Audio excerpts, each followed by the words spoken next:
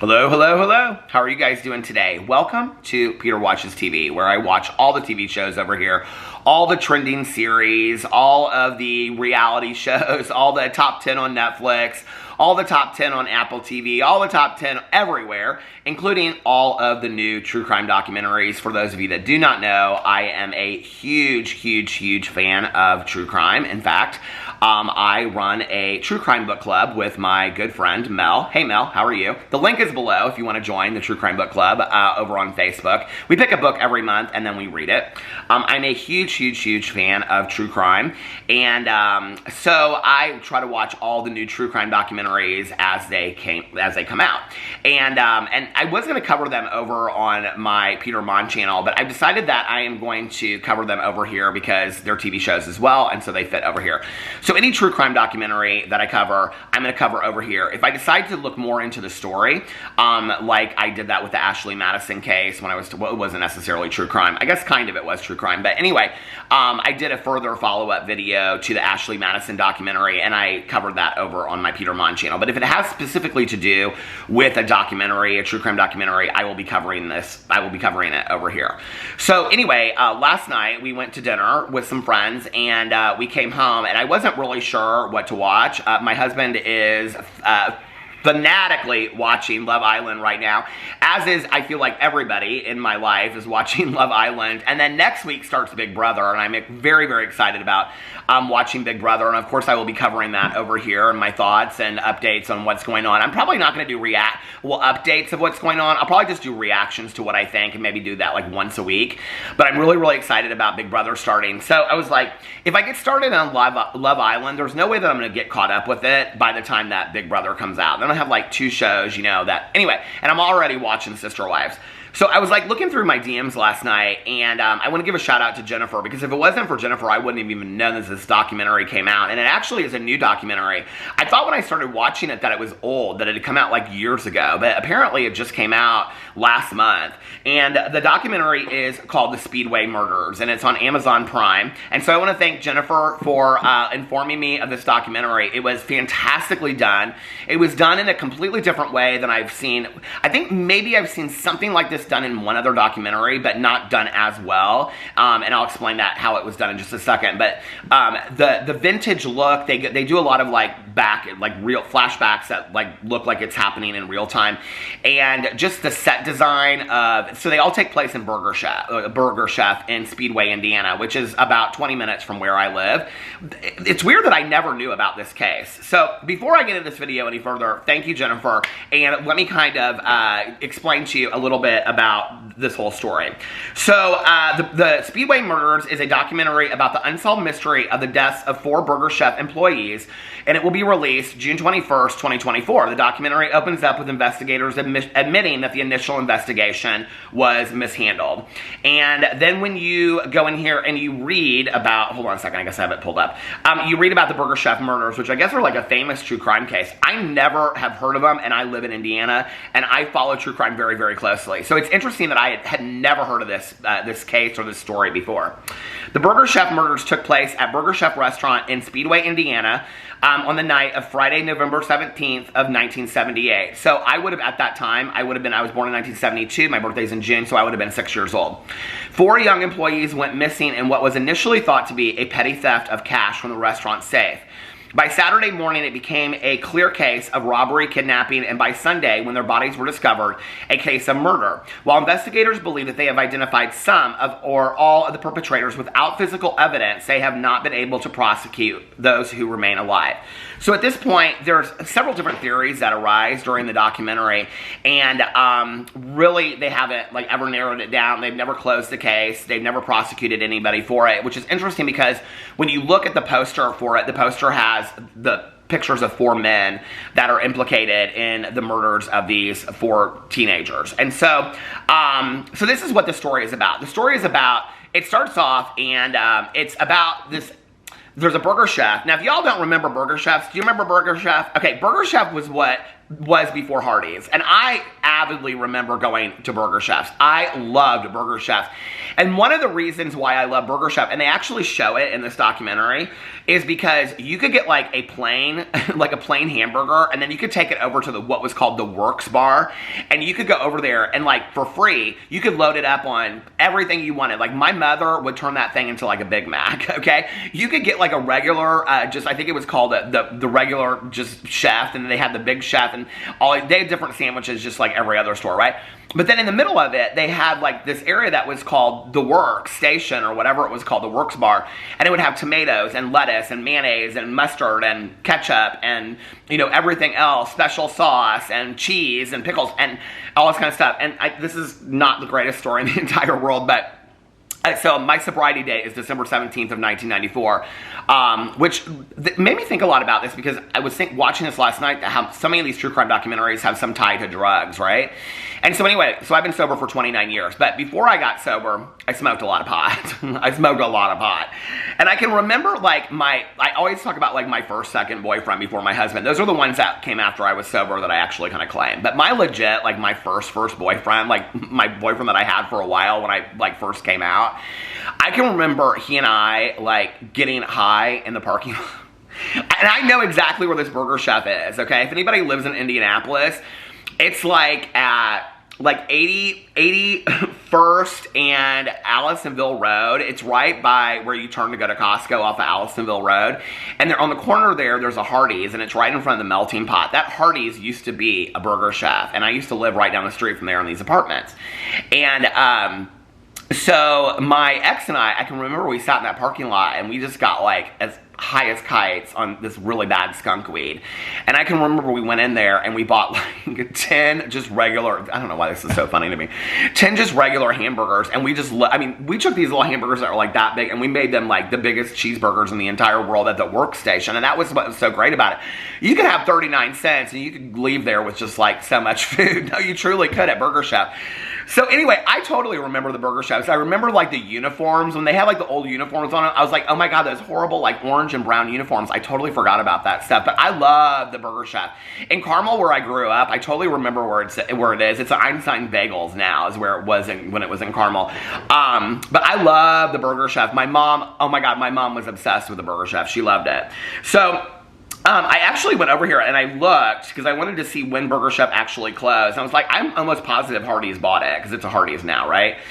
Which is Carl's Jr. to a lot of other people. But I looked in here and it said, in 1982, the General Foods Corporation, owners of the Burger Chef trademark and name, divested itself of the restaurant chain, gradually selling to the owners of Hardee's. The final restaurant to carry the Burger Chef name closed in 1996, and it closed in Cookeville, Tennessee in 1996. That was the very last Burger Chef. So this is what the documentary is about. So the documentary follows these 4 kids that work in this restaurant, and their names are Jane, Mark, Ruth, and Danny.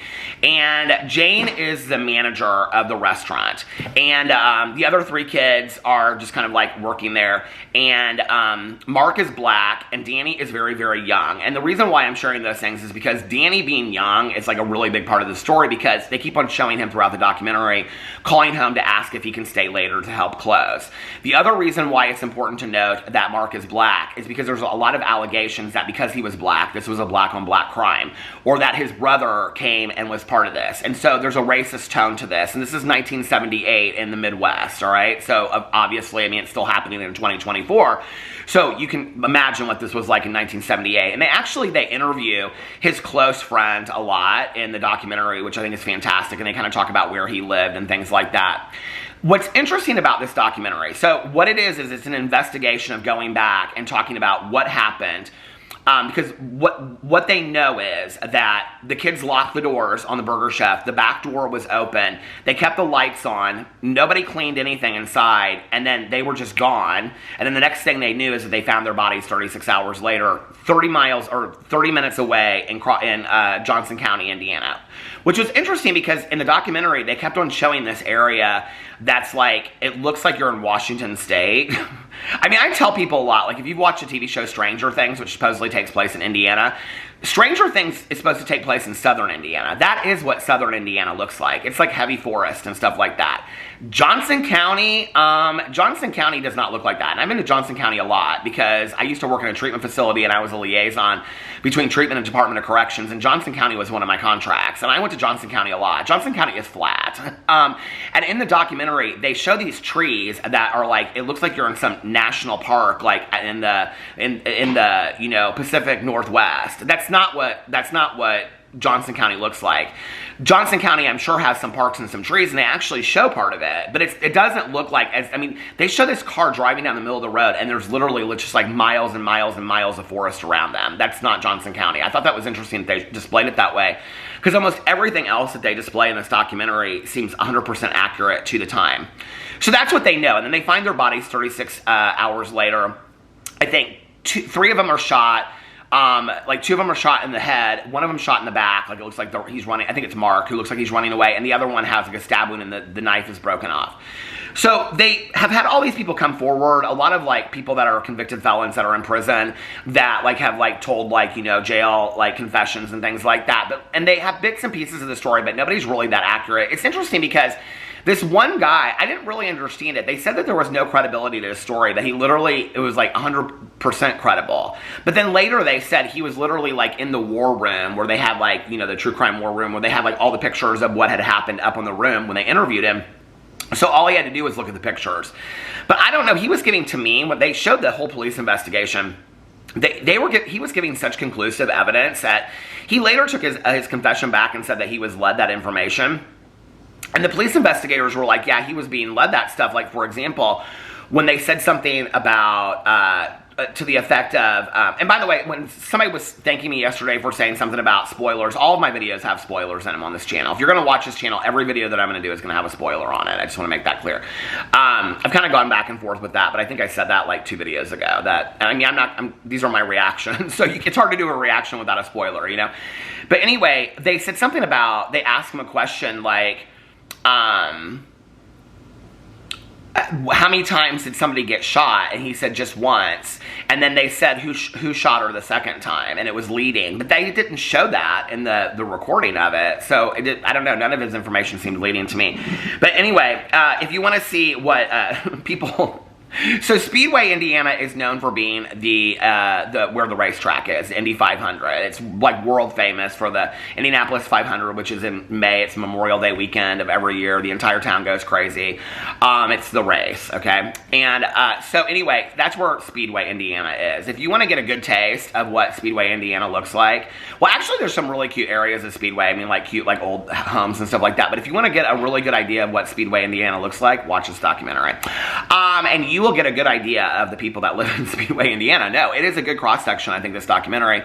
My favorite, though, was that, so they have several witnesses in this whole documentary. My favorite was the woman that worked at the Dunkin' Donuts. In fact, she refers to it as the Dunkin' Donuts. And if you've watched any of my TV, or if you watch any of my my TV shows, if you watch any of my videos through the years, what you know is that I refer to things as the Walmart, the White Castle, which actually one of the witnesses refers to as the White Castle in the document. He goes, we always go down to the White Castle, and the Meijer, or the grocery store, the Thorntons, or the Get-Go. I always say the, okay? And so I'm watching this documentary, and it's about this gal, and she works across the street at the Dunkin' Donuts, and she says, we was at the Dunkin' Donuts, and I was like, yes, ma'am, that is Indiana all day long, and I live, okay? She said the Dunkin' Donuts. I lived for her so long. But she and her boyfriend, they were out back of the Dunkin' Donuts. They were smoking weed, getting high, and these 2 people came up, the bearded guy and the shaven guy. I was like, this is so true crime of the 70s. Like, I just can't get enough of this, right? Like, the story is so sad and tragic. But, like, I just can't get enough of these, like, tellings from, like, the witnesses. The witnesses who they keep on showing, and she's out there in, like, this 1970s, like, winter coat from, you know, like, JCPenney's, and it's, like, this pink winter coat, and she's out there, and they're, like, toking on this joint. They show it, like, through the whole documentary, right? And they keep on referring, she's like, and that's how they got referred to as the bearded guy and the clean-shaven guy. Because one of the guys was bearded and the other guy was clean-shaven. So that's how they got referred to as the bearded guy and the clean-shaven guy. I'm like, yeah, girl, we get it. You've smoked too much weed behind the Dunkin' Donuts. The Dunkin' Donuts. But I kind of lived for it, if you want to know the truth. I'm talking about these people, and they're like 20 minutes away from me. I'm probably going to get my ass kicked after I make this video. So anyway, my favorite thing was that they showed the snake pit at the 500, which my husband goes to every year. Well, he didn't go this year, but he usually goes because they've turned the snake pit. When I was growing up, like in this era, and they show pictures of it, and I've tried to describe so much what it was like when I was growing up, but it was like motorcycle gangs, and like they would have like Marshall Tucker, Leonard Skinner play out there, and it was like people like women topless or like in tube tops, and guys like naked, drunk. I mean, it was drug, sex, and rock and roll, the snake pit. Today, it's like major DJs, like a music festival. They've completely cleaned it up and changed it around. There's a lot of drunkenness there still, but it's completely different. But the snake pit back in the day was like infamous. Well, the guy that's supposedly the one that I think actually did the crime, he is known as like the mayor of the snake pit. So it was real interesting watching that part of it. The thing that I loved about it was, and in all honesty, I don't know that I would love this in most documentaries, but in some way, like at first I kind of asked myself, because I watched so many true crime documentaries, and something that's very important to me is being respectful of the victim, okay? And telling the victim's story and honoring the victim. And that's something that's always really, really important to me. And so when they started this, because it starts about, I would say like 15 minutes in, they start doing this. And I was like, I'm not sure what I think about this. Like, I'm not sure I like this, and if it adds or if it detracts from the documentary. But by the end, I have to tell you, I was sold. I thought it was a good representation of the victims. And what they do is that they have actors playing each of the victims in the story, okay? They have them playing Jane, Ruthie, Danny, and Mark. They have actors playing each one of them. And so throughout the documentary, they are either acting out like where they're at in the situation of what's going on, like of them being like kidnapped and apprehended, or they're part of the investigation. Like they're standing behind the counter at Burger Chef and they're like, okay, but he couldn't have done it. Because if he did it, it's like they're all like speculating, like trying to figure out. What's so amazing about it, and this is what really worked for me, is that they kept on just saying that they wanted to go home. There was a very ethereal, spiritual part to this documentary that was so beautifully done. And there was also, I think, one of the most important lines I have ever heard in a true crime documentary, which I'm going to share with you in just a second. I think it just is, and it was from Ruthie's sister, that I just think epitomizes the aim of any true crime book or documentary that we should be, watching or reading or talking about or anything. And I'll say that in just a second. But what happens at the end of it is that the kids keep on talking about how they just want to go home, right? That they're kind of stuck in time in this case because nothing's ever been solved. They don't know what's happened. And at the end of it, they lock the Burger Chef. Jane locks the Burger Chef, and they all go off and they hug each other and say goodbye, and they all go off in their respective cars, and they drive off into the night as if like the case is finally solved. They've told their story and they can now be at peace. It was so well done at the end. I didn't really think it was corny or cheesy at all. I really thought that I would think it was, but I thought that it was actually really beautifully done. And I really liked the actors that they picked. Like, they seem to they really embody a certain personality. Now, I don't know the people that passed in the situation that were murdered, and I'm not their families, so I mean, I don't know how their families feel about the actors' participation in this, but I thought that it was really well done. So anyway, but most of it indicates that this is about drug money and drug deal, and that like Jane or Jane's brother was involved in the dealing of cocaine, which in 1978, marijuana, cocaine, speed, things like that, the selling of it would have been really like a big deal. The thing that was interesting to me was that they quote this price of $15,000, that Jane owes $15,000 in cocaine, or for cocaine money. It's like one of the stories, right? And I'm thinking about, as a former cocaine addict that I got sober in 1994, $15,000 is a shit ton of cocaine, okay, for 1978. For I think she was like 18, 19 years old at the time that this happened, and for her to be like 18 or 19 years old and owe $15,000 in a cocaine debt, first of all, most cocaine dealers wouldn't let you get away with fronting you $15,000 worth of cocaine unless you were a dealer. Which then goes into, and she also has a boyfriend, like her boyfriend at the time, that speaks, and he never speaks to her like a drug addiction or drug dealing or anything like that. He speaks to her like helping her brother, but like doing favors for her brother. But then what comes out of it is that maybe the Burger Chef was a drug drop, and that people were coming there and dropping money, and it was an exchange. Now, that was like a really huge thing in the 70s, and I know that from friends of mine in the late 70s, that you would go like into, you know, like movie theaters, and you would like exchange purses with money for purses with drugs, or you would like drop it and go in the bathroom. And this one person that works at the Burger Chef, she talks about how like she couldn't find her wallet. It was on the counter, and then one day it was gone, and then she found it. It was in one of the tiles in the bathroom, and that she realized that must have been the drug drop. So there's a lot of implication in the documentary that Jane is the reason why this happened, and that Jane and her possible dealings with drug dealings, or this was a bad drug deal gone wrong, or cocaine, or whatever, or her brother, that Jane is at the core of why all these people died. And I thought it was really interesting what Ruth's mom said in regards to this, because Jane says, her character says, and I love this, she said, "I'm not just some footnote in a murder mystery." And I love that she said this. She's like, "I'm not just some footnote in a murder mystery." And she goes on to say something, I can't remember exactly what, but she says something to the effect of, like, "I'm not just the girl that you sat next to in AP chemistry. I'm not just the person that lived across the street, or the person that you saw at Burger Chef that night. Like, I'm a human being, right? Like, and I'm not to blame for all of this. Like, I'm not to blame for my own murder." She says something like that. And I was like, this is really, really profound, because they're allowing the victims to speak. They're allowing the victims to tell their own story of humanity, which I thought was actually really beautifully done, right? So then she goes, her sister, Ruth's sister, who's the other girl that works at that place, her sister says, and I thought this is the most profound statement I have ever heard in any true crime documentary, and I think that it really encompasses what our aim should be in looking at true crime, okay? And she says, "They weren't victims. No one had victim across their name tag. Why are we notarizing the people who may have been responsible and forgetting the people they killed were real people?" And when she said that, that was towards the end of the documentary. I was like, and this is the reason why we have these actors that are portraying who these people were, and that they get, at the very end, they walk away and they are able to have some peace. And the murder has never been solved. It hasn't been, you know, I think the person that they think did it, I think they have pretty conclusive evidence. There's so many different stories, but all the stories kind of gravitate around the same idea. It's like they know it's a van, they just don't know what color van it is. And then there's a part where the character that plays Jane is like, "Oh, this is, it's all this," because they keep on thinking it's a different color van.